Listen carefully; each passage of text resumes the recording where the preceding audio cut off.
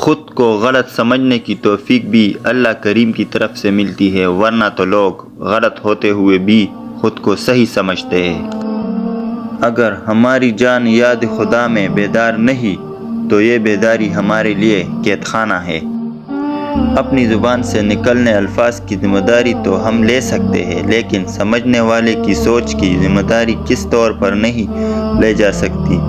کالی آنکھ لگا کر دنیا کو کالا کہنا کچھ لوگوں کی تربیت میں شامل ہوتا ہے۔ جو رشتے ہمارے طاقت ہوتے ہیں اکثر وہی ہماری کمزوری بھی ہوتے ہیں۔ رشتہ خون کا ہو یا احساس کا، اس میں ضد نہیں آنی چاہیے، ورنہ ضد جیت جاتی ہے اور رشتہ ہار جاتا ہے۔ بار بار آنسو صاف کرنے کی بجائے ایک بار ہمت کر کے اپنی زندگی کو ان سے ہی صاف کر دے جو ان آنسو کی وجہ بنے ہیں۔ خوبصورت ہے وہ سوچ جو دوسرے انسان کے لیے اچھا سوچے، اور خوبصورت ہے وہ انسان جسے اللہ نے ایسی سوچ عطا کرے۔